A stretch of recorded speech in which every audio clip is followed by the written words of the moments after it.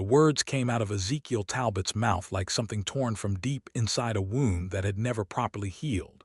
And Ruby Lawson stood there in the doorway of her small medical office, watching his jaw work against itself, watching the tendons in his neck pull tight as wire fence, watching a man who had never once in his 34 years on this earth asked anyone for a single blessed thing struggle to form the only sentence that could save everything he had left. "I need your help," he said. "Please." Ruby did not move. She did not breathe. The lantern behind her cast a long shadow across the porch boards, and the September wind off the Cimarron hills pushed dust around his boots as he stood there with his hat in both hands, turning the brim over and over in his fingers, the way a man does when he has already surrendered but cannot quite admit it to himself yet. She had heard rumors about Ezekiel Talbot's pride the same week she arrived in Garnet Creek, Kansas, in the spring of 1882. Everybody talked about it the way they talked about bad weather and hard soil and things you could not change and had best make peace with. The blacksmith said Talbot once reset his own broken collarbone rather than ride the 12 miles to see the previous doctor. The general store owner's wife said he had let a poisoned hand go septic for 2 weeks before finally accepting a neighbor's lanced it for him under threat of amputation. The schoolteacher said the man had buried his father, managed his grief, rebuilt a flooded barn, and fought off a cattle rustling ring all in the same month without once showing the valley anything but that same granite expression he wore right now. And yet here he stood, here he was, asking. Ruby stepped back from the doorway. "Come inside," she said quietly. He crossed the threshold like it cost him something. The story did not begin here, of course. Nothing ever begins at the moment it feels like it begins. The real beginning was months earlier. On the April morning, Ruby Lawson rode into Garnet Creek on the back of a borrowed bay mare with a medical bag from the Kansas City School of Medicine strapped across her back, $230 in savings sewn into the lining of her coat, and a letter in her pocket from Dr. Harlan Pruitt, the man she had been engaged to marry, in which he explained very clearly and with a great deal of unnecessary detail that he had reconsidered his position and would not be joining her on the frontier after all. She was 26 years old. She had trained for 3 years in a medical program that had accepted her only because the board was temporarily desperate for enrollment funds, had tolerated her only because she passed every examination with the highest marks in her cohort, and had finally credentialed her only because they legally could not refuse. She had arrived in Kansas territory on the promise of building a practice alongside Harlan, who had charmed her into believing that 2 doctors in one small western town would prosper twice as fast as one. She had arrived alone instead, with a broken engagement, an empty letter, and the particular kind of cold fury that comes from realizing you have been lied to by someone you trusted with your future. Garnet Creek was not an impressive town. It sat in a long valley between 2 modest ridges in what would eventually become the Oklahoma border region, though in 1882 it was still solidly Kansas and solidly in the grip of the cattle trade.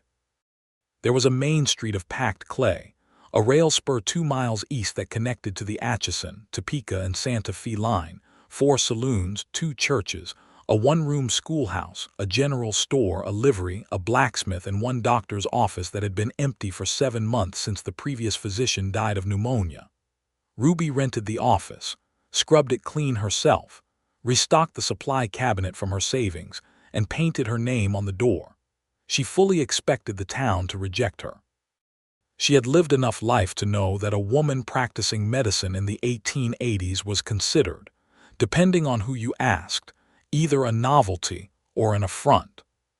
What she had not fully expected was that the town would ignore her entirely, not cruelly, not maliciously.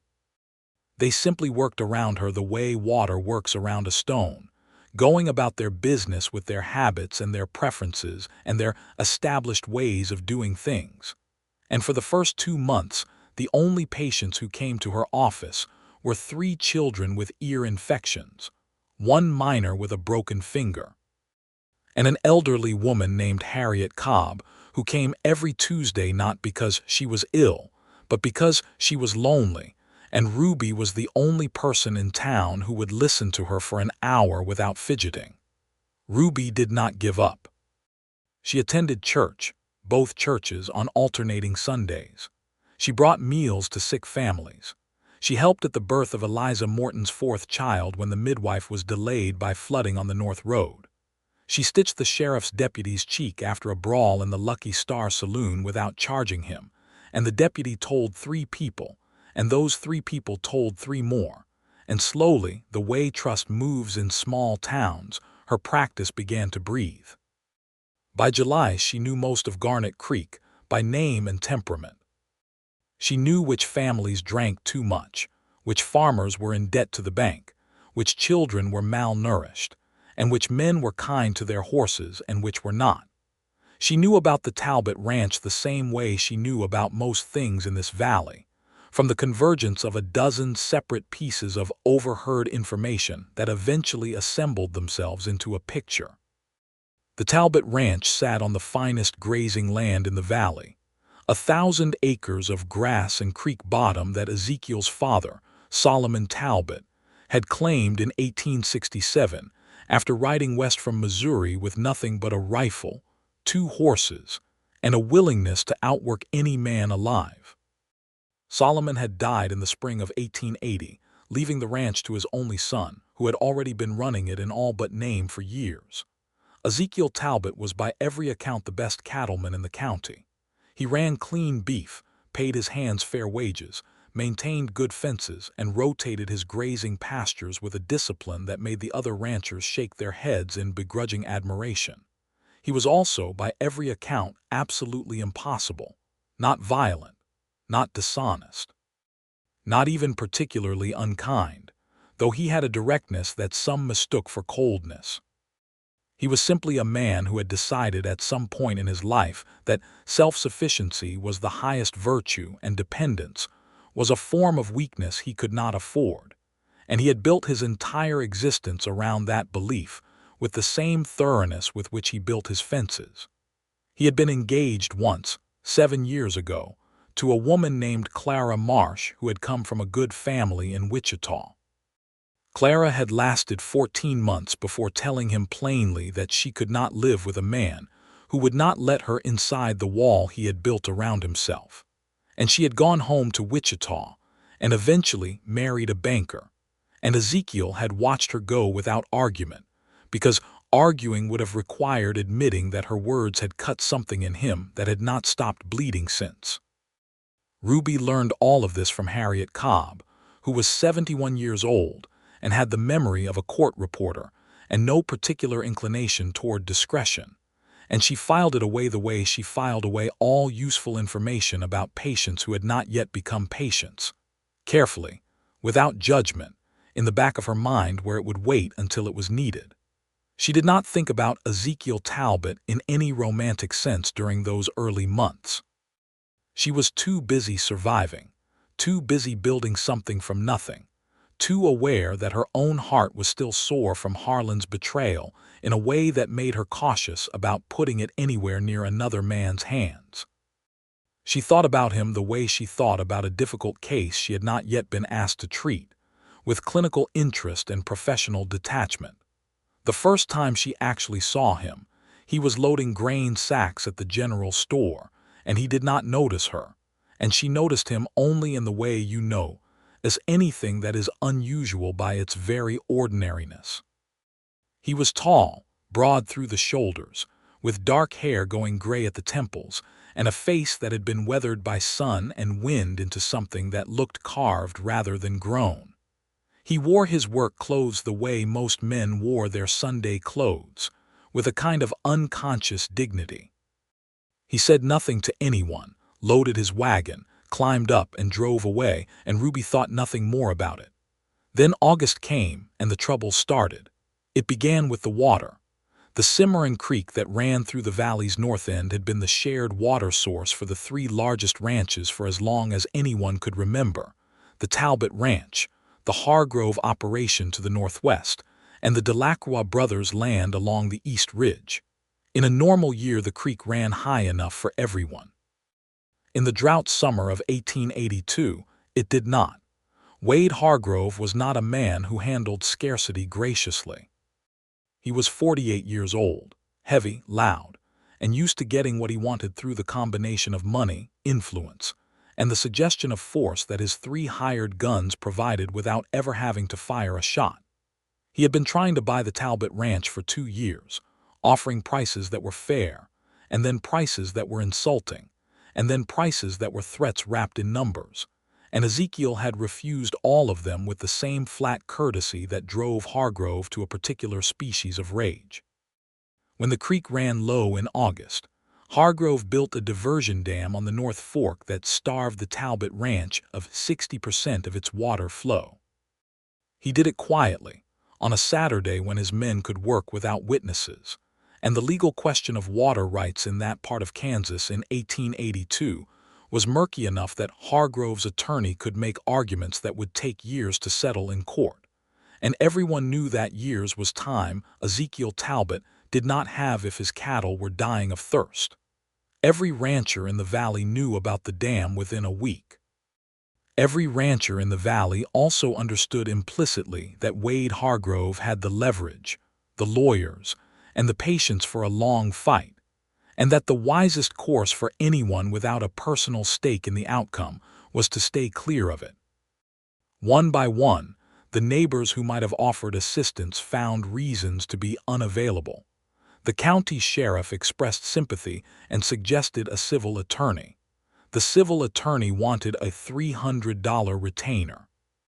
$300 was money Ezekiel did not have liquid after the dry summer, and every week the cattle lost condition, and every week the window for selling them at adequate prices narrowed, and the whole valley watched quietly as Ezekiel Talbot faced the specific kind of ruin that comes not from a single catastrophic blow, but from the slow, methodical pressure of a man who has enough resources to simply wait you out.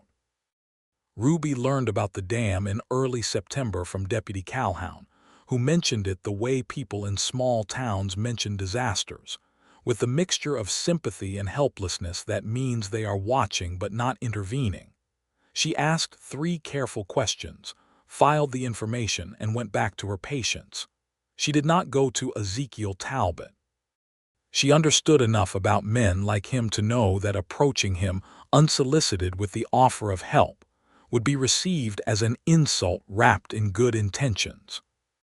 She understood that the only way a man like that would ever accept help was if he came to it himself, and she suspected that particular journey would cost him more than most men paid for most things, and she did not know if he would make it before the cost of his pride exceeded the cost of his ruin. She was wrong about one thing. She had assumed, based on everything she had heard, that it would take months. She had thought she would hear about Ezekiel Talbot losing the ranch sometime in the early winter, and she would feel the particular sad resignation of watching a preventable disaster complete itself, and she would file that away too, and life would continue. It took 6 weeks. The cattle started dying on a Tuesday, not from thirst entirely, though the restricted water was a contributing cause. The real problem was that weakened cattle in a drought year are susceptible to things they would normally withstand, and a bacterial infection moved through the herd with the efficiency that disease moves through stressed animals. And by the time Ezekiel Talbot recognized what he was dealing with, he had lost 11 head and had 40 more showing symptoms, and the whole ranch was teetering on the knife edge between manageable loss and catastrophic collapse. And it was a cattle disease, not a human illness. Not something that fell inside the boundary of what a doctor of medicine could or should address. And yet, Ruby Lawson had spent her 3rd year of medical training doing rotations at a veterinary school in Kansas City, because the medical program director had been attempting to humiliate her by assigning her the least prestigious placement available. And she had gone anyway, and she had learned, and she had discovered that the intersection of animal and human disease was more substantial than most doctors of either kind liked to admit. She knew what was killing the Talbot cattle. She had seen it before in a Missouri dairy operation, and she knew the treatment. And she knew the treatment was not complicated and the materials were not expensive, and the window for effective intervention was closing fast. She also knew that walking onto the Talbot Ranch unbidden with this information would be received with suspicion at best. A woman doctor, unsolicited, arriving to tell a man she had never spoken to that she could save his cattle. In 1882 Kansas. The most charitable interpretation he might have was that she was a lunatic. Less charitable interpretations were available. She sent a note instead. She wrote it carefully in her clearest professional hand, on the letterhead stationery she had printed in Wichita before leaving civilization. She wrote, "Mr. Talbot, I am aware that you have not requested my services, and I do not offer them presumptuously. However, I believe I have identified the nature of the illness affecting your cattle herd, and I believe I have a treatment that can arrest the damage before it proceeds further. I ask only for 10 minutes of your time to present what I know. The decision is entirely yours. Respectfully, Ruby Lawson, M.D." She gave the note to the livery boy, who knew everyone in the valley, and asked him to deliver it to the Talbot Ranch that afternoon. She paid him a dime, which was generous, and he went. She did not hear back. 3 days passed. She tended her patients, cleaned her office, and checked the supply of silver nitrate and copper sulfate she had quietly acquired from the general store, just in case. On the 4th day, one of Ezekiel Talbot's ranch hands came into her office with a note of his own, delivered with the particular sheepishness of a man carrying a message he had not been told the contents of. The note said, "I appreciate the offer. I have the matter in hand, E. Talbot." Ruby read it twice. She folded it carefully. She set it on her desk and looked at it for a long moment. He had the matter in hand. 3 more cattle were going to die this week, she suspected, and 3 more the week after, and eventually the matter would be very definitively out of anyone's hands, and she had done what she could do without crossing the line between offering help and forcing it. She went back to her patients. Another week passed. Then, on a Thursday evening in late September, with the sun going down over the western ridge and the air carrying the first real bite of autumn cold, someone knocked on the door of her office. She opened it, and Ezekiel Talbot was standing on her porch with his hat in his hands and 7 days of sleeplessness written into every line of his face, and he said, "I need your help. Please." And the word "please" sounded like it had been pulled out of him with a rope. Ruby held the door. He came inside, and she gestured to the chair across from her desk, and he sat in it the way a man sits in a chair when he has been moving at full speed for 7 days and cannot quite believe that stopping is allowed. She poured 2 cups of coffee from the pot she kept on the small iron stove in the corner. She set one in front of him without asking whether he wanted it. She sat down, picked up her own cup, and looked at him. He was, she noticed now in a way she had not permitted herself to notice before, a striking man. Not handsome in the easy, soft-featured way that she had sometimes found appealing in her younger years, when she had not yet learned the difference between attractive and substantial. He was substantial in the way that things forged under pressure are substantial. Dense, true, with no wasted material anywhere. The gray at his temples surprised her given that she had expected him to be older. Up close she could see he was perhaps 34, 35, worn by work rather than by years, with dark eyes that looked at her with a directness that was almost uncomfortable in its intensity. He did not apologize for ignoring her note. She had not expected him to. "Tell me what you see in the animals," she said. "Symptoms. When they started, which ones are sick first?" He told her.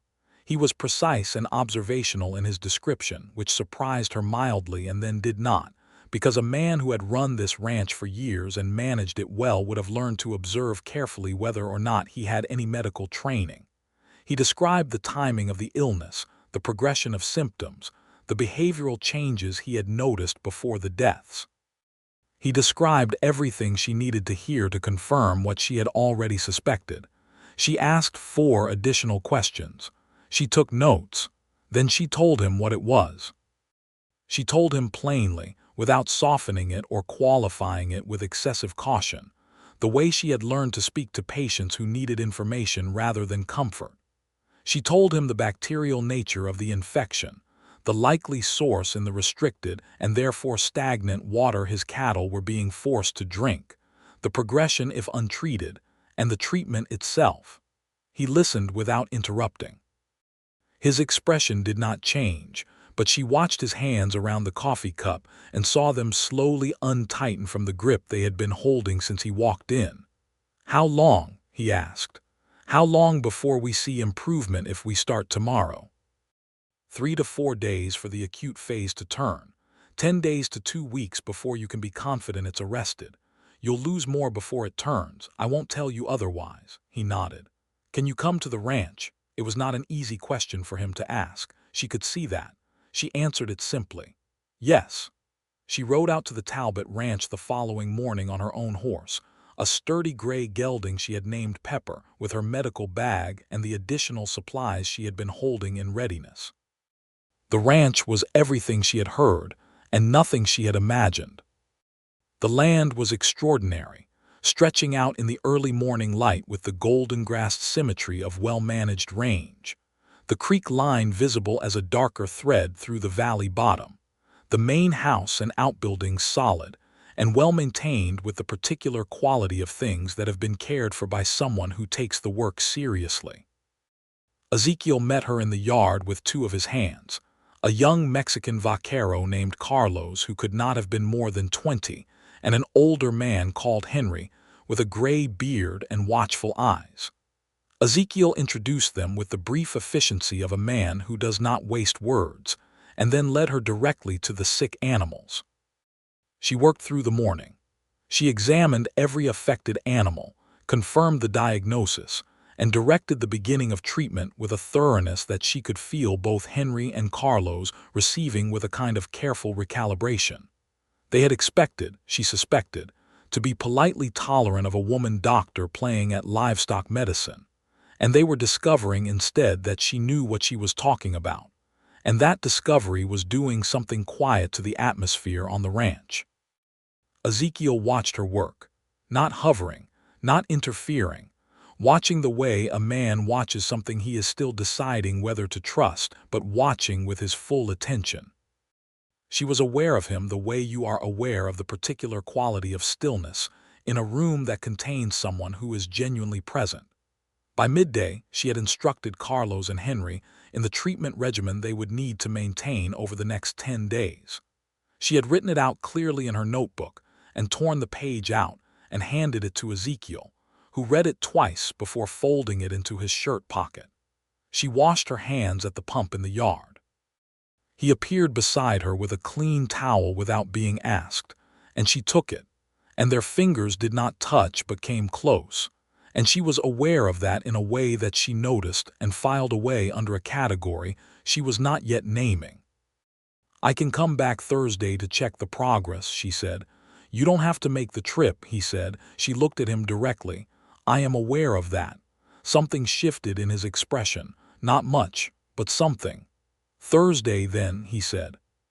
She rode back to Garnet Creek in the October sunlight with the particular satisfaction of work well begun, and she did not think about the way he had watched her, and she did not think about the way his hands had looked on the fence post as he leaned there, and she thought about the case, only the case, with the clean professional focus she had been trained to apply. She almost managed it. She came back Thursday. She came back the following Monday. She came back 3 more times over 2 weeks, and each time she arrived to find the animals incrementally improved, and each time Ezekiel was in the yard before she had fully dismounted, and each time they moved through the work with an efficiency that felt natural in a way that startled her when she let herself notice it. On the 6th visit, with the herd clearly turning toward recovery, she found him not at the cattle pens but at the main house porch, sitting on the steps with what appeared to be the ranch's account books spread across a plank table he had carried outside. He looked up when she rode in and did not immediately stand, which was unusual, and she realized after a moment that he had been sitting there for some time without moving and that whatever was in those account books had taken something out of him. She tied Pepper to the hitching post. She walked to the porch. She looked at him, not at the books. "The cattle are recovering," she said. "That's not the only problem." He looked at the books. He looked at her. He looked away across the valley. And in that sideways angle of his face, she could see the particular geography of a man who has been carrying weight alone for so long that the weight has changed the shape of him. "Hargrove's dam is still up," he said, "and winter's coming, and the legal process for challenging water rights in this county takes longer than I can wait. What happens if you can't resolve the water issue before spring?" He was quiet for a moment. Then he said flatly, with no self-pity at all, "I lose the ranch." The ranch his father had built. The land that had been his life since he was old enough to ride. The 1,000 acres of valley grass that represented 30 years of Solomon Talbot's work and 15 more of his own. Ruby sat down on the step beside him, which surprised them both. She looked out at the same piece of valley he was looking at. "Tell me about the water rights situation," she said. "Tell me everything you know about the legal position," he told her. He was thorough and unsentimental about it, laying out the facts of the dam, the diversion, Hargrove's attorney's argument, the county courthouse's timeline, the absence of any clear prior written agreement about water sharing because in 1867, when Solomon filed the land claim, gentlemen's agreements had seemed sufficient, and no one had imagined that a man like Hargrove would weaponize the absence of paperwork. Ruby listened to all of it. She had a quality of listening that she had not been taught but had developed, the ability to take in a great deal of information without the kind of responsive noise that interrupts the natural flow of someone telling you what they actually need to tell you. She did not make sympathetic sounds or offer premature reassurances. She just listened, and he talked, and after a while he stopped talking and looked at her. "You've been thinking about something for the last 10 minutes, he said. "I can tell." That surprised her. She said, "Can you?" "You get very still," he said, "when you're working through something. The rest of the time you have a kind of motion to you, even when you're standing still. When you're thinking, you go quiet all the way through." She was briefly at a loss, which was not a state she inhabited often. She recovered. "My father was a lawyer," she said. "In Philadelphia, before I was born, he worked in land claims." He waited. "There was a Kansas statute passed in 1878, she said. "It pertained to water diversion rights on shared watershed land. I know about it because my father wrote an article about it for a legal journal, and I read everything my father wrote. The statute requires written notification and a 60-day response period before any party can establish a permanent diversion of shared water resources. If Hargrove did not provide that notification and wait the 60 days, the dam is not legally defensible regardless of what his attorney argues about prior claims." Ezekiel Talbot looked at her with an expression that she would think about later, alone, in the quiet of her office. It was not the look of a man who has been saved. It was the look of a man who has been seen. Those are different things, and the difference matters. "I don't know if he provided the notification," he said carefully. "No," Ruby agreed. "But if he did not, then you have a legal remedy, and you have it fast, because the 60-day window either existed or it did not. And that is a factual matter a judge can rule on in days rather than months." He leaned forward, his elbows on his knees, and she watched him think. She watched the calculation happen behind those dark eyes, watched him assess the possibility and weigh it against the risk of misplaced hope, watched him do the thing careful men do when someone offers them a door they had not seen. "You'd need to know the specific wording of the statute," he said. "I know the specific wording," she said. "I told you. I read everything my father wrote." A pause. Then something happened at the corner of his mouth that was not quite a smile but was adjacent to one. "Do you have other encyclopedic legal knowledge hidden somewhere?" he asked. "A reasonable amount," she said. "I read widely." He looked at her for a long moment. Then he said quietly, with a directness that she felt like a hand placed flat against a door she had thought was bolted, "Why are you helping me? I didn't answer your first note. I sent you away." It was the most honest question she had heard a man ask in a long time. She appreciated it. Because the cattle were dying and I knew how to stop it, she said. And because the water problem is solvable and you don't deserve to lose your land to a bully with a lawyer. That's not all of it, he said. She looked at him. He looked back.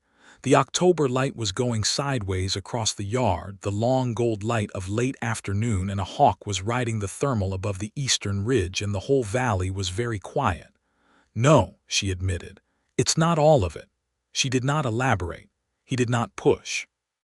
But something had been said between them that had not been said before, and they both knew it. And they both moved carefully around it for the rest of that afternoon as she checked on the cattle, and he walked the fence line with her, and they talked about the practical things, the treatment schedule, the weather forecast, the condition of the north pasture. He walked her to her horse when she was leaving. He held Pepper's bridle while she mounted, which no one had done for her in months, which was a small thing, which she felt as something considerably larger than small. I'll find out about the notification requirement, he said, looking up at her. I have a contact at the county recorder's office who owes me a favor. If Hargrove did file a notification, come back and tell me, Ruby said. I'll think of something else. And if he didn't, then you have your case, she said, and you should move on it quickly before he covers his tracks. Ezekiel nodded. His hand was still on the bridle and she was already seated, and neither of them moved for just a moment longer than was strictly necessary. Thank you, he said. And the word thank you from this particular man, she had come to understand, was not a small word. It was the word he reached for last, the one that cost him something, the one he only spent when the thing he was grateful for was genuine and large. She rode back to Garnet Creek in the last light, and she let herself think about it now, the way she had not let herself think about it in the office, or at the ranch, or on any of the 6 visits before this one. She thought about the way he watched her work. She thought about the particular quality of his attention, which was not the assessing look she received from most men in this town, the look that measured her and found her puzzling or inconvenient or both. His attention was different. It was the attention of someone who was genuinely interested, who was paying real attention because what they were looking at was actually interesting. She thought about Clara Marsh, who had told Ezekiel Talbot that she could not live with a man who would not let her inside the wall he had built around himself. She thought about the fact that this man had just, in the course of one afternoon, let her see the account books, let her see the fear underneath the granite, let her see the weight. She thought about what that meant for a man like him. She thought about Harlan and the letter and the particular cold shape of being left by someone you had trusted. She thought about how she had built her own walls since arriving in Garnet Creek, and how she had told herself they were professional distance and good sense and not, under any circumstances, armor. She was 30 miles away from letting herself feel anything for Ezekiel Talbot when she rode into Garnet Creek that evening. She was also, she admitted to the night air, 30 miles from nowhere. The news about the water rights notification came 4 days later. Ezekiel rode into town himself to tell her, which was unusual enough that she noticed it.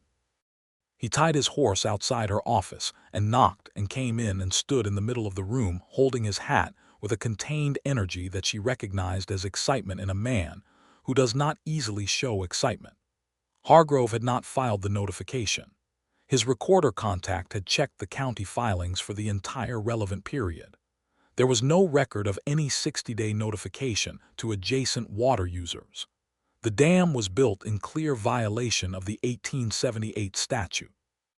Ruby felt the satisfaction of a correct diagnosis confirmed. There's a circuit judge in Abilene who comes to Cimarron County the 3rd week of every month, she said. That's 11 days from now. If you can get a filing in to the county clerk by Friday, you can be on his docket. I don't have $300 for a retainer, Ezekiel said. You don't need one, Ruby said. The statute is clear and the violation is documented. A judge can issue an interim order requiring removal of the dam pending a full hearing, and the cost for filing the motion is $7. He looked at her with the expression she was beginning to recognize, the one that was not amazement exactly, but was a close relative of it, the look of a man continually encountering evidence that someone is not what he had expected. "How do you know what a motion costs to file in Cimarron County?" he asked. "I asked," she said, "3 weeks ago, just in case." He was quiet for a moment, then he said, "You have been working on this since before I came to you." "I had the relevant information," she said.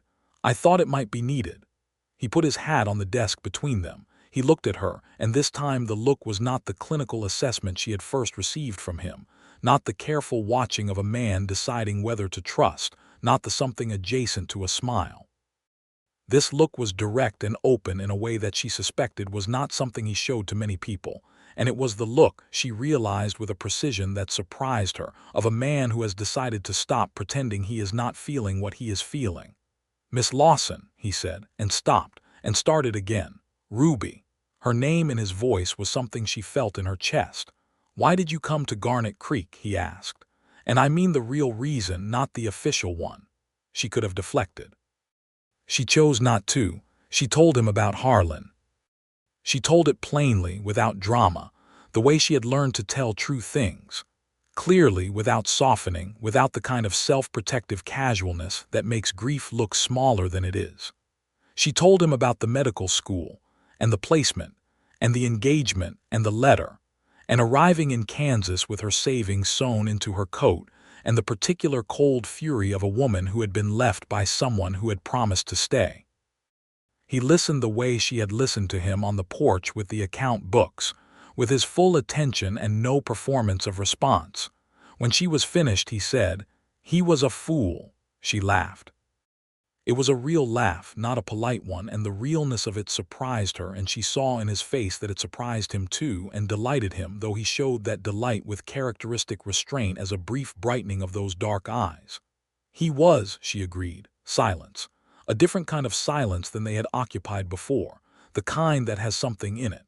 "I should get the filing to the county clerk," he said. "You should," she agreed. He picked up his hat. At the door he stopped. "I owe you a debt I'm not sure how to repay," he said, with his back to her, which she understood was not rudeness but the particular angle from which he could say certain things more easily than face to face. "You don't owe me a debt," she said. "That's not how it works." He turned around. "Then how does it work?" She met his gaze. "Come back and tell me when the judge rules," she said, "and we'll figure it out from there." He nodded. He left. She sat at her desk for 5 minutes after the door closed, not doing anything at all, which was not something she often permitted herself. Then she picked up her pen and went back to work. The circuit judge came to Cimarron County on the 3rd Monday of October 1882, as he did every month, and the case of Talbot versus Hargrove Ranching Concern was third on his docket, behind a property boundary dispute and a matter of unpaid wages, and it took the judge 45 minutes to hear the facts and read the relevant statute and issue an interim order requiring the removal of the diversion dam within 72 hours, pending a full hearing the following month. Ruby was not there.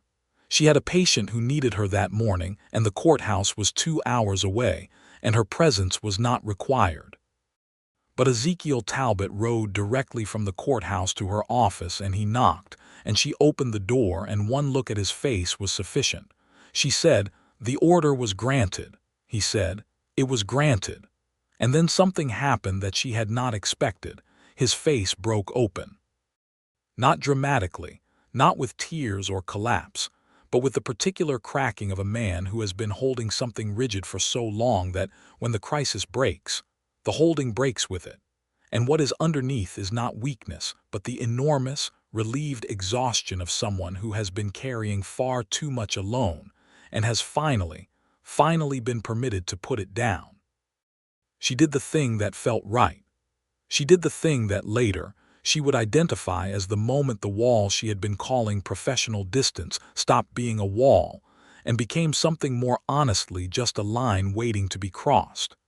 She stepped forward and put her hand on his arm, and he looked down at her hand, and then he looked at her face, and his free hand came up and covered hers where it rested on his sleeve. They stood like that in the doorway of her office for a moment, and the October wind moved past them both, and neither of them said anything because nothing needed to be said. That was the beginning of it. Not the first time she had ridden to his ranch, not the porch with the account books, not the coffee cup, not the moment she rode away in the sideways gold light. This was the beginning, two people standing in a doorway with their hands together, having just survived something side by side, feeling the particular tenderness that comes after a hard thing is over and before the next hard thing has announced itself. What followed was not a sudden rush. It was not that kind of story, and they were not those kinds of people. What followed was a slow, deliberate unfolding, like something thawing that has been frozen for a long time and warms gradually from the outside in rather than all at once. He began coming to town more often, not always on ranch business. Sometimes he stopped at her office in the late afternoon when there were no patients, and she would pour coffee, and they would talk. They talked about everything, medicine and land and law and the specific texture of building something from nothing in a place that is indifferent to your ambitions. They talked about Solomon Talbot and what it meant to inherit someone's life's work. They talked about Ruby's father in Philadelphia and the articles he had written, and the way she had read them all as a child, pressed up against the warmth of his lamp while he worked, absorbing the legal logic the way she had later absorbed the medical. They talked about the drought and the railroad and the future of the cattle trade as barbed wire began to change the nature of open range.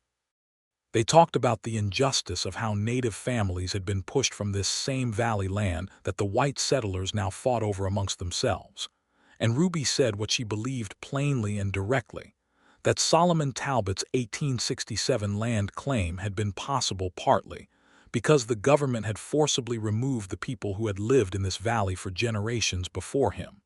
And Ezekiel heard that, and he did not argue, and he said that he knew it, that his father had known it, and that there was no clean way to hold the land, and that he had made a kind of peace with the complicated nature of what he held. She admired that he did not pretend otherwise. She had met too many men in the West who found it easier to simply not think about what they had built on, who treated the willful absence of that knowledge as a kind of innocence. Ezekiel was not that man. In November, the full hearing on the water rights case was held, and the judge issued a permanent ruling in Ezekiel's favor. The dam came down. The creek ran full again through the north pasture by the second week of the month, and the cattle recovered their condition, and the ranch moved into winter on solid ground for the first time since June.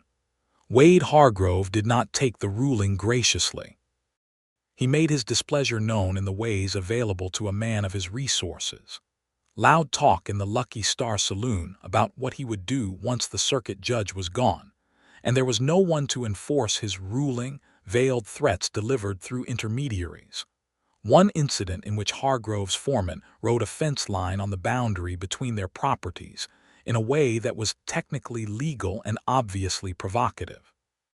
Ezekiel handled all of this with a stillness that Ruby was beginning to recognize as his particular form of confidence. The confidence not of a man who does not feel threatened, but of a man who has decided that showing threat only feeds the person making it. He did not escalate. He documented everything, kept his hands on his side of the fence, and one afternoon rode into town and sat in Deputy Calhoun's office for an hour explaining the pattern of provocation in terms that were factual, specific, and would constitute a clear record if anything escalated further. Ruby was there when he came out of the deputy's office, by coincidence, picking up a package at the general store across the street. She saw him come out and watched the set of his shoulders, and he saw her and changed direction without any visible decision-making process, just altered his course the way rivers alter course around something solid naturally, without discussion. "Hound has been briefed," he said, falling into step beside her. "Good," she said. "I feel like an idiot," he said, "going to the law over what amounts to a man riding too close to my fence." "You feel like an idiot because the situation is genuinely frustrating," she said. "What you did was correct. The record matters." He glanced at her sideways. "You always know the right thing to say." "I almost never know the right thing to say," she corrected. "I know the accurate thing to say. Those are different." He almost smiled. She had come to cherish these almost smiles more than she would have thought she could cherish a person's incomplete expression. They walked together down the main street of Garnet Creek in the November cold, and it was the most natural thing in the world, and she noticed that several people noticed, and she noticed that she did not particularly mind, which told her something. He stopped at the hitching post where his horse was tied. He turned to face her. The sky behind him was the deep winter blue of late November, and his breath made small clouds, and she looked at him with all the layers of the past 2 months between them like a kind of warmth. "Would you have dinner with me?" he asked. "Not in the medical capacity, just dinner." She said yes without hesitation, which surprised them both a little. He took her to the hotel dining room that Saturday evening, which was the only establishment in Garnet Creek that could be described as a restaurant, and it was not by any objective measure a romantic dinner. The food was plain, the chairs were uncomfortable, and the table next to them was occupied by two cattle buyers who talked loudly throughout the meal about prices. But he had put on his good coat, which was dark and fit him well, and she had worn the blue dress she had been saving for no particular reason since she arrived. And when he looked at her across the table, she felt the specific happiness of being seen clearly by someone worth being seen by. They talked through dinner and through 2 cups of coffee afterward, and she lost track of time in a way she could not remember losing track of time in a long while. Outside afterward, standing in the cold on the hotel porch with the main street quiet around them, he said, "I haven't done this in a long time. I'm probably doing it badly." "You're not doing it badly," she said. "Clara said I didn't know how to let people in," he said. It cost him something to say that. She could see the cost. "Clara may have been right about the version of you that existed then," Ruby said carefully. "You've let me in." He looked at her. The lamplight from the hotel window was behind her, and the December stars were coming up over the eastern ridge, and he stood there with his particular quality of stillness, and then he said, haven't I, not a question. The recognition of a thing that was already true. It happened when I wasn't looking," he added, with something that might have been wonder. "I've been careful my whole life not to need people. And here I am having dinner in my good coat feeling like I've been doing it wrong the whole time." Ruby looked at him steadily. "You didn't do it wrong," she said. "You did it the only way you knew, and then you learned a different way." Something shifted in him. Something that had been held very tight for a very long time, the particular tension she had watched since that first evening on her porch, loosened in a way that changed the shape of his face, that made him look younger and quieter and more fully himself. He reached out and took her hand, there on the hotel porch in front of the main street of Garnet Creek. He held it with both of his, the way she had seen him hold his hat that first night on her porch, with a kind of careful, serious attention to the thing in his hands. She let him. She turned her hand over inside his. They stood like that for a long minute, and then she said it was cold, and he said it was, and she said she should get home, and he said he would walk her, and he did. December settled over the valley like a white silence. The ranch moved through its winter rhythms, feeding, maintenance, the slow, patient work of a cattle operation between seasons. Ruby's practice continued to grow. She delivered 2 babies in December and treated a case of scarlet fever in the Morton family with an aggressive quarantine protocol that she enforced personally and relentlessly, and that contained the outbreak before it could spread to the school. The town's opinion of her had shifted, as opinions shift when the evidence accumulates long enough that ignoring it becomes inconvenient. She was not yet fully accepted in the way she would eventually be, but she was respected, and respect in a small western town in 1882 was not a small thing for a woman to hold. Ezekiel came to town when he could, which in December was not often. When he could not come, he wrote. She had not known he was a writer of letters, and this was one of several things that December revealed about him that she had not expected. He wrote the way he talked, Precisely, with no unnecessary material, but with a quality of attention that made even the most practical sentence feel like it had been considered. He wrote about the ranch and the weather and what he had been reading, and she wrote back, and the letters moved between them on Tuesdays and Fridays through the livery boy, who had by now become aware that he was carrying something more significant than livestock business, and had acquired the particular discretion of someone who considers himself an important part of a good story. In one letter he wrote, "I have been thinking about what you said on the hotel porch, that I learned a different way. I keep examining that idea from different angles, trying to find the place where I disagree with it, and I cannot find that place. I think you may be right. I think something has changed that I cannot unchange, and I find that I do not want to." She read that letter 3 times and then put it in the box in her desk drawer where she kept important things, beside her medical credential and her father's most recent letter from Philadelphia, and the note that Ezekiel had sent via his ranch hand in October, the one that said he had the matter in hand. She kept that note because she thought one day she would want to show him how different he had been then, and watch his face when he saw it. She wrote back, "I believe you, and I find that I do not want to unchange it either." Christmas came and went with the particular quiet of a frontier winter. Ruby spent it with Harriet Cobb and the Morton family, who invited her to dinner and treated her, for the first time since she had arrived, as someone who was part of the fabric of this community rather than an interesting visitor who might leave. Ezekiel spent Christmas at the ranch with his hands and sent her a package that arrived the day after, a book she had mentioned wanting, a thick volume of medical case studies from the New England Journal, and wrapped in the paper with the book was a handwritten note that said simply, "For the woman who read everything her father wrote, and who reads everything else besides, I thought you might find this useful and interesting. I hope your Christmas was warmer than mine. E.T." She pressed the note beside the others in the box. In January, the full hearing of the permanent water rights case produced the ruling she had expected, and the ruling was recorded in the county books, and Wade Hargrove's legal challenge failed, and that should have been the end of it. It was not. Hargrove, it turned out, had a plan that went beyond legal challenges. Ruby learned about it on a Thursday morning in late January from a source she had not anticipated. A young woman named Iris Beaumont, who worked as a bookkeeper at the Lucky Star Saloon, and who came to Ruby's office ostensibly for a headache remedy, and actually because she had overheard something 3 nights ago that had been sitting on her conscience ever since. Hargrove had hired someone, a man from Dodge City with a particular professional history that did not bear direct naming in polite company. He had not hired him to do anything as overt as violence. He had hired him to find the hidden motive, the buried secret, the dark past that Hargrove was convinced every man had somewhere if you dug deeply enough, and use it as leverage to force a sale.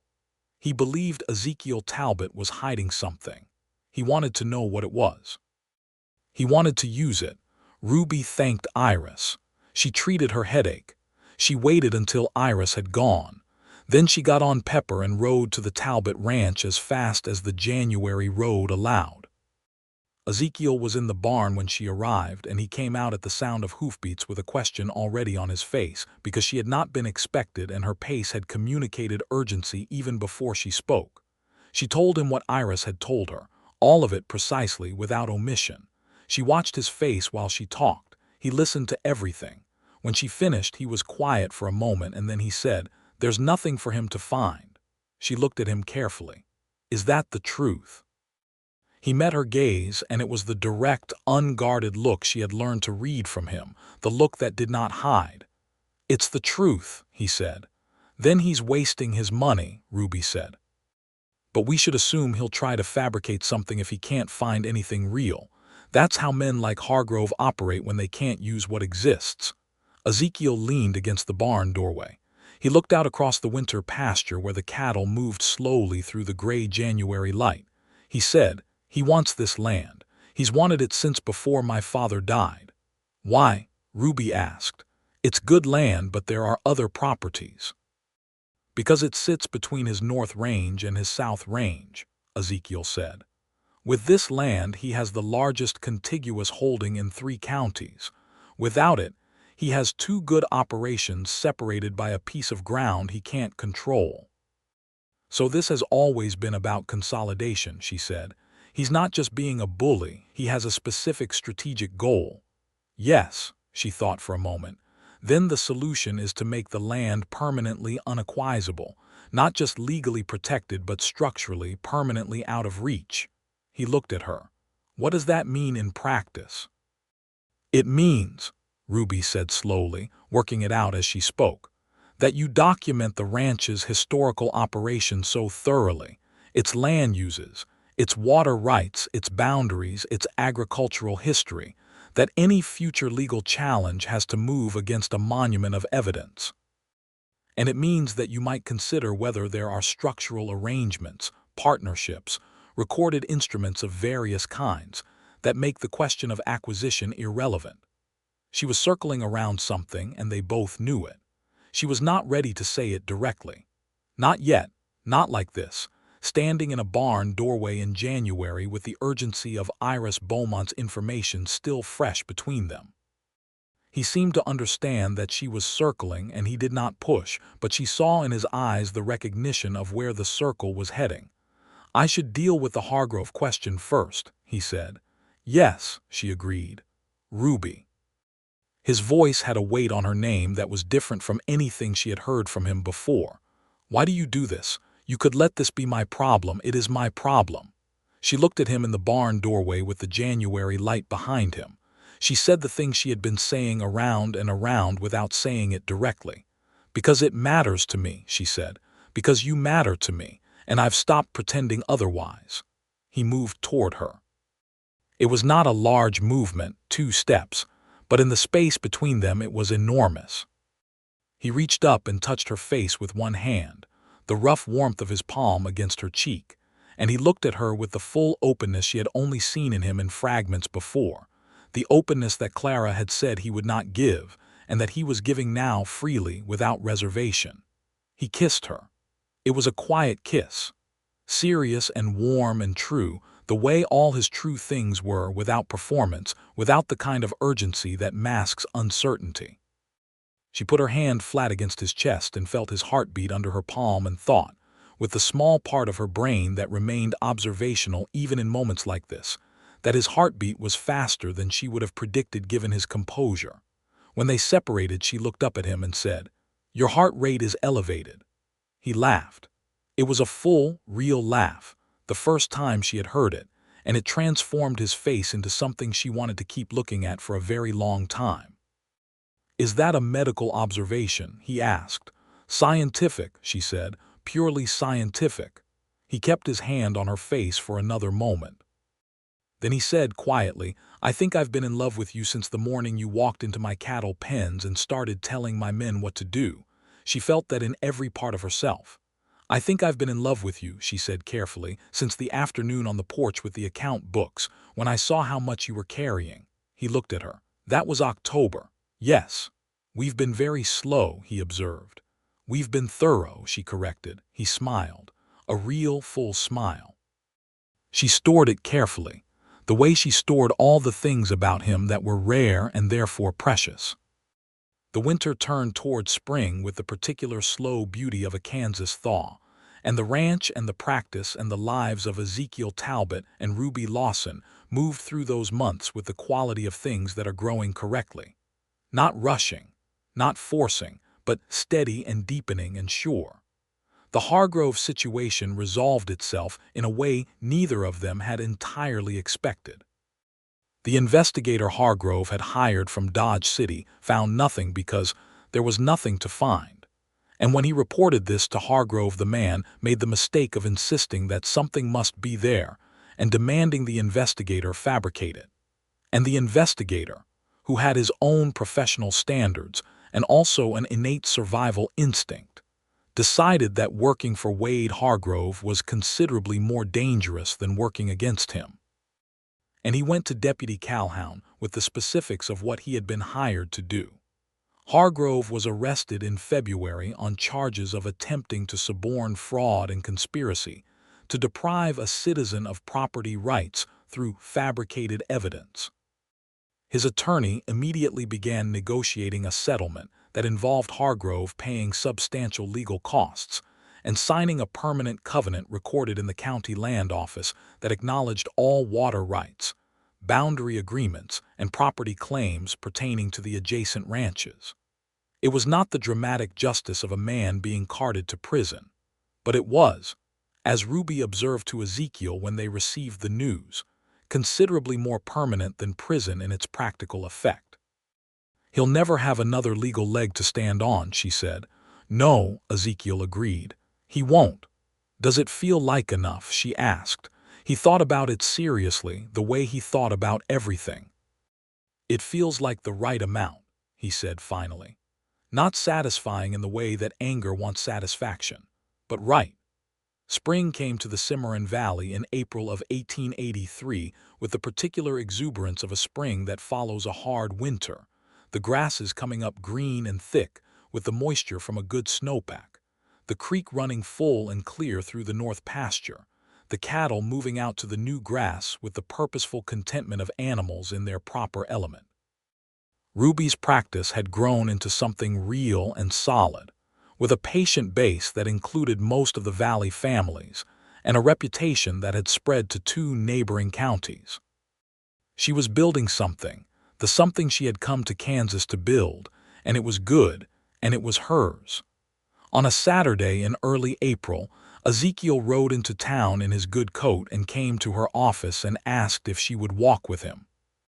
They walked out past the edge of town to the little rise where you could see the valley spread out below, the green and gold of the spring grasses, the silver thread of the creek, the dark line of the cattle moving on the far pasture, the buildings of the town tiny in the middle of it all. The sky was enormous above them in the way it is only enormous on the plains, the whole blue dome of it with one long white cloud moving east on the upper wind. He stood beside her looking at the valley. He was quiet for a moment in the particular way she had learned was preparation rather than reluctance. "I want to ask you something," he said, "and I want to say first that I know I'm not an easy man. I know I kept the whole world at a distance for most of my life, and I know that pattern doesn't disappear overnight, and I'm not pretending it has. I know you have built something here that is yours and valuable, and I am not asking you to give it up or fold it into mine. I'm asking something different from that." She waited. "I'm asking you to marry me," he said. "Not to take care of the ranch or to solve any more problems with your encyclopedic legal knowledge, though that has been extraordinary." He paused. "I'm asking because I have never in my life been known by another person the way you know me. Because when I look across this valley, I see something I have always seen, and then I see it through your eyes, and it becomes more than it was. Because you told me I had learned a different way, and I believe you were right, and I want to spend the rest of my life practicing it." He turned to look at her. He had his hat in his hands again, the way he had always had it on her porch that September night, turning the brim, and she loved that detail with a particular fierceness. "I love you, Ruby," he said, plainly and completely, "and I'm asking." She looked at him in the April sunlight with the valley behind him and the spring wind moving between them, and she thought about Philadelphia and Harlan's letter, and the cold fury of arriving alone. And she thought about Harriet Cobb coming in on Tuesdays for company, and the cattle pens in October, and the porch with the account books, and the doorway after the judge's ruling, and every letter in the box in her desk drawer, and the kiss in the January barn that tasted like relief and beginning. "Yes," she said. "Ezekiel, yes." He reached for her hand. She gave it. They stood on the rise above the valley for a long time, not saying much, not needing to, looking at the thing they were both going to build together out of the materials they had separately accumulated. His land and her learning and his steadiness and her fierce practicality, and the particular kind of trust that does not come easily but, once established, cannot be easily shaken. They were married in June of 1883. The ceremony was held in the meadow behind the ranch house, which was Ezekiel's suggestion, and which surprised the Reverend and delighted everyone who attended, which was most of Garnet Creek, and a number of neighboring ranchers and their families who came out of a genuine warmth for Ezekiel Talbot that his granite exterior had never quite suppressed, because people in small communities know who their good neighbors are even when those neighbors are impossible. And they had been waiting a long time to celebrate him in some way that he might actually accept. Ruby wore a dress she had ordered from Kansas City, white with small blue flowers worked into the collar, and she did not feel like a woman who had compromised anything by standing in this meadow. She felt like a woman who had fought for and built and earned this specific happiness, which was different from the happiness she had imagined for herself in Philadelphia and considerably better than it, because it was real. Carlos and Henry and the other ranch hands stood up straight and clean in their best clothes. Harriet Cobb wept loudly and without apology. Deputy Calhoun shook Ezekiel's hand with both of his. Iris Beaumont came, and Ruby shook her hand warmly and thanked her in a way that did not require explanation, and Iris understood. The Reverend read the words. They said their vows. Ezekiel's hands were completely still when he took hers, not the turning and turning of the first night, but the absolute stillness of a man who has finally arrived where he is going. He looked at her while he said the words, and she looked back at him, and neither of them looked away once. When it was over and the small crowd made the sounds that crowds make at weddings, he leaned down and said quietly beside her ear, "I have never been as frightened of anything as I was of saying the wrong thing today." "You didn't say the wrong thing," she said. "I know," he said. "You fixed me." "I didn't fix you," she corrected, gently but precisely. "You were not broken. I just gave you someone worth opening the door for." He pulled back and looked at her with those dark eyes and the expression that was not a smile but was better than one, and he said, "That is the most accurate description I have ever heard." They held the celebration in the meadow through the afternoon, tables set up under the cottonwoods with food that half the valley had contributed, and music from a fiddler who came out from Garnet Creek and played until the stars were up, and the cottonwood leaves were silver in the moonlight. Ruby danced with Ezekiel, who did not dance well but did it with the same serious application he brought to everything, and she laughed, and he laughed, and the valley air was warm and sweet with the June grass, and this was the life she had come west to find, even though she had not known that was what she was doing. Summer moved into fall with the particular grace of a year in which the rains have come correctly, and the cattle are healthy, and the fences are sound. Ruby continued her practice, riding out to patients across the valley, delivering babies and setting bones, and managing the scarlet fever and the influenza that came through, as they always did, and building the reputation she had been building since April of the previous year.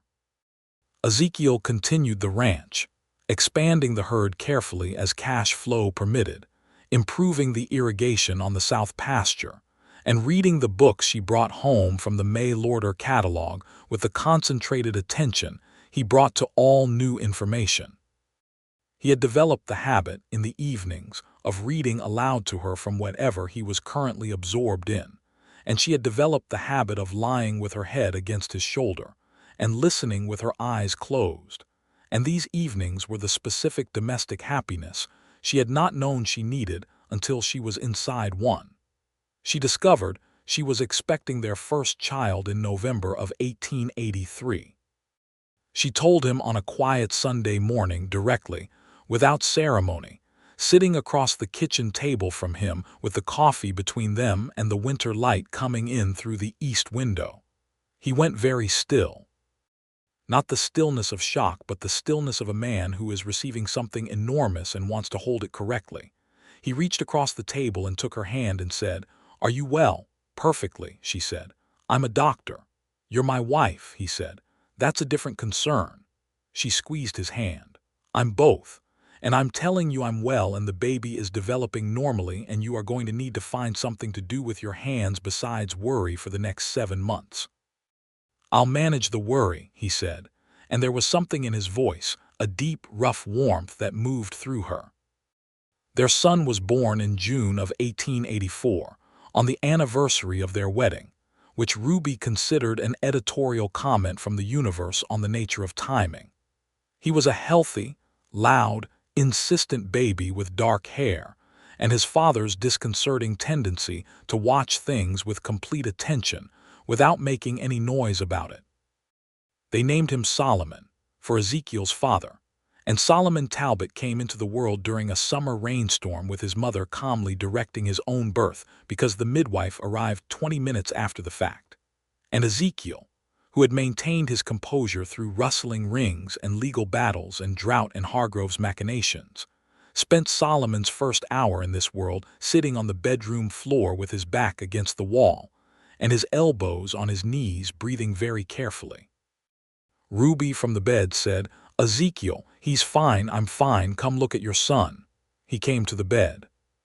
He looked at the baby, who was swaddled against Ruby's chest, all dark hair and closed eyes and the extraordinary small completeness of a new person. Ezekiel put his finger against the baby's palm, and Solomon closed his fist around it with the instinctive grip of a newborn, and that did it. What the legal battle had not done, what the drought had not done, what the kiss in the barn had not done to his composure, his son's hand around his finger accomplished in about 4 seconds.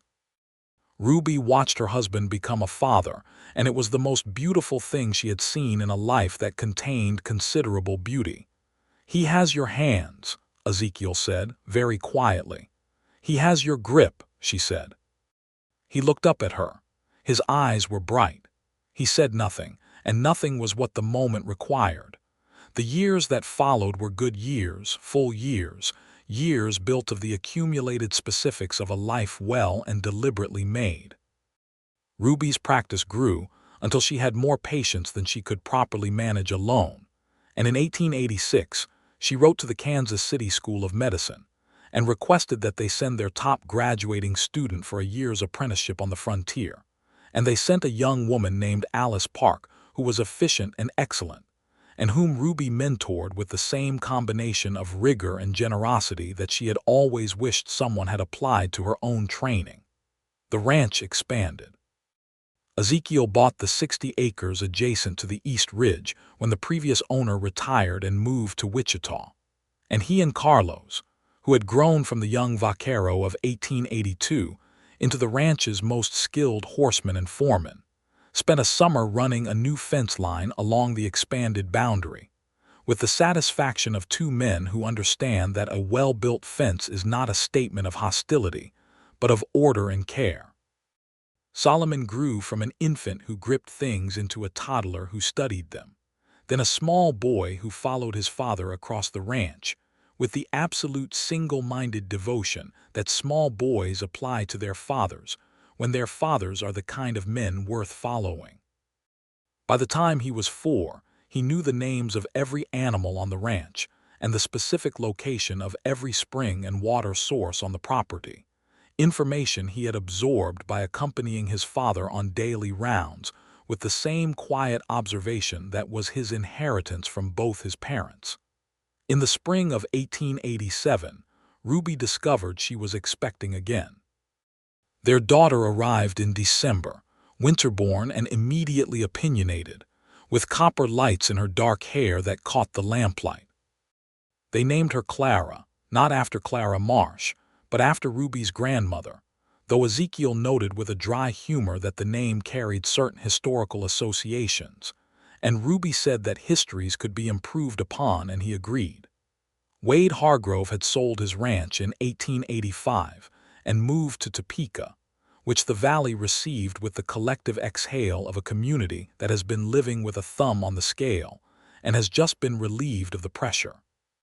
The land went to a young couple from Missouri who were decent neighbors and asked nothing of anyone except the basic courtesy of people trying to build something, which the valley was generally good at extending. Harriet Cobb came to Ruby's office on Tuesdays until she was 78, and then she stopped coming because she was finally, genuinely ill, and Ruby went to her instead, and sat with her at the inn the way Harriet had sat with Ruby's loneliness in those first empty months. And when Harriet died, She left Ruby her recipe box and a small silver brooch and a letter that said, "You were the best thing to happen to this valley since the grass came back after the drought of '74. Do not let them tell you otherwise."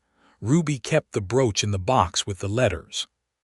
In the summer of 1888, on a warm June evening when Solomon was 4 and Clara was a year and a half and the ranch was green, and the practice was full, Ruby and Ezekiel sat on the porch of the main house in the long light of the evening watching the valley.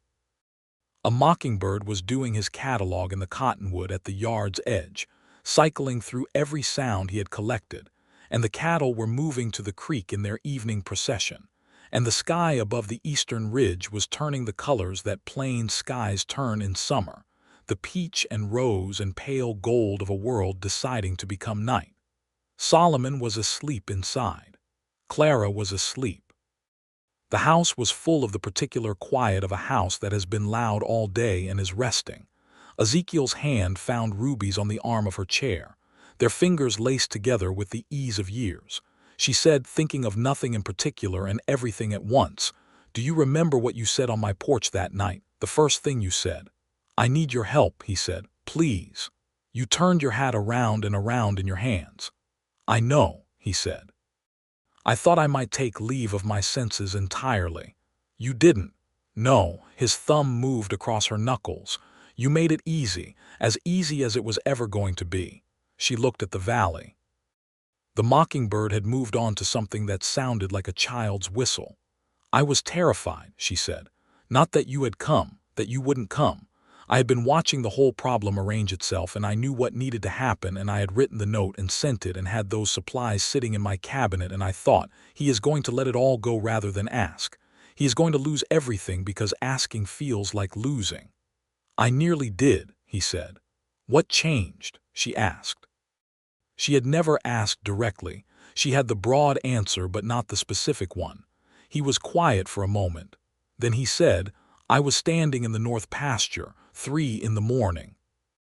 I'd been up since midnight with the sick animals, and I was looking at the creek and the pasture, and I thought about my father standing in a Missouri field in 1867 with 2 horses and a rifle deciding to go west, and I thought, Solomon Talbot did not build this by staying put when the world asked him to move." He paused. "And then I thought about your note," he said. "I'd read it a dozen times. I thought about how you had noticed specifically that I hadn't asked, and you hadn't come anyway, and you just put the information in front of me and left the choice to me. You didn't make me feel like asking was weakness. You made it feel like a door." Ruby turned to look at him. He was looking at the valley, his profile in the evening light, the face she had learned by heart, the gray at his temples more pronounced now, the weather lines around his eyes deeper. "A door," she repeated. "Every door I'd ever walked up to before," he said, "felt like surrender. Like the minute I put my hand on the knob I was admitting I couldn't do it alone. And alone was the only way I knew how to be." He turned to look at her. "You made it feel like there was something worth going toward. Not like I was giving something up, like I was getting something." She looked at him for a long moment with the whole of the 6 years between that September night and this one laid out between them like the valley itself, specific and full and hers. "You were right," she said simply. He raised her hand and pressed his mouth to her knuckles, a gesture so quietly tender that it filled the evening space completely. The mockingbird found a new sound, something high and fluting that floated out over the cottonwood leaves, and the evening grass, and the creek that ran full and clear through the valley that was both of theirs now, and always had been, and always would be. Inside the house Solomon called out from his sleep, some dreaming disturbance, and both of them tilted toward the sound, alert, before it quieted. They settled back. Clara would wake for her middle-of-the-night feeding at 2 in the morning, which Ruby knew with the reliable precision of a mother who has calibrated her sleep around a small person's schedule. There was a cattle buyer coming from Dodge City on Monday that Ezekiel needed to prepare for. Alice Park had a patient who needed Ruby's assessment by Thursday. There were fences to check and patients to see and letters to write and seasons to move through, and a whole long life to spend together in this valley that the drought had threatened, and the injustice had pressured, and the love had made permanent. The sun finished setting over the western ridge. The first stars appeared above the eastern one, faint and then certain. The valley went blue and then purple, and then the deep soft dark of a summer night with the creek audible in the quiet, a constant silver sound running. Ezekiel said, "I think we need to talk about adding on to the house." Ruby looked at him. "If there is going to be another child," he said, with careful casualness. "Is there going to be another child?" she asked, with matching casualness. "I don't know," he said. "I'm asking." She smiled in the dark. He could not see it entirely, only half her face in the lamplight from the window, but he knew the shape of it, had learned its exact geography, would have known it in a room with no light at all. "Maybe," she said. "Ask me again in the spring."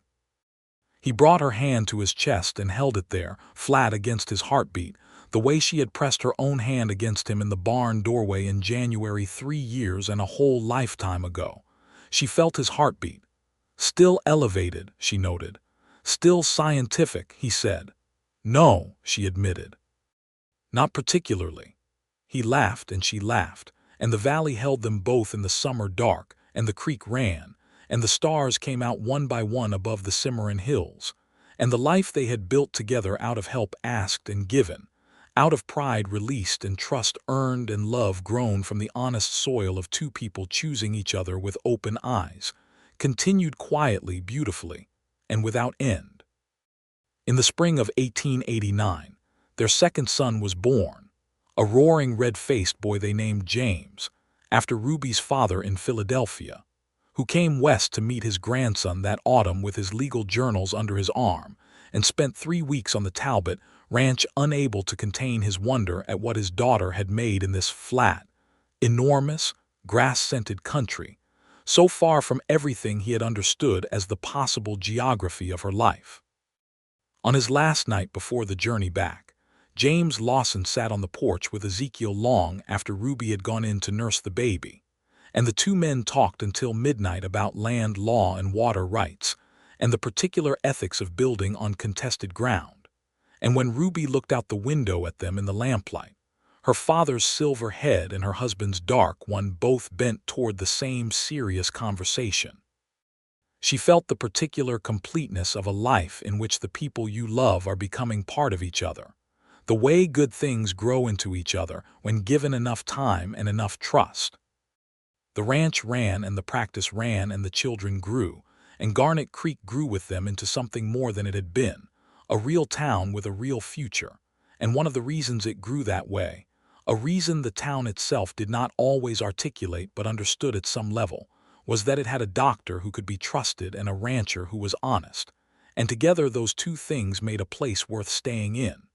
Ruby kept the box with the letters, Solomon's birth certificate, Clara's small sketch of the ranch house that she drew at age 5 with great earnestness and technical imprecision, James's first tooth, wrapped in cloth, Harriet Cobb's brooch, and at the bottom the note from October 1882, worn at the folds from being handled, that said, "I appreciate the offer. I have the matter in hand." She showed it to Ezekiel one evening when the children were all in bed, when they were sitting at the kitchen table with the lamp between them and the night outside the window. He read it. He looked up at her. "You kept this," he said. "I kept this," she confirmed. He was quiet for a moment. Then he said, with the dry self-knowledge of a man who has long since made peace with the distance he had traveled from himself, "I was such a fool." "You were afraid," she said. "That's different." "You kept it," he said again, as if the keeping of it was the thing that mattered most. "Because it reminded me," she said, "that the man who wrote this and the man who knocked on my door 3 weeks later were both real. Both of them were you. And watching the second one come out of the first one was the most remarkable thing I have ever seen." He looked at her across the lamplight with everything he had ever been and everything he had become and everything they had made together between them, and he said, "You did that." "No," she said, for the last time and with the fullness of complete certainty. "You did that. I just gave you someone worth opening the door for." He reached across the table. She took his hand. The lamp burned on in the kitchen of the house in the valley that was theirs, and the night outside was warm and full of stars, and in the rooms above them their children slept their enormous children's sleep, and the creek ran in the dark toward morning.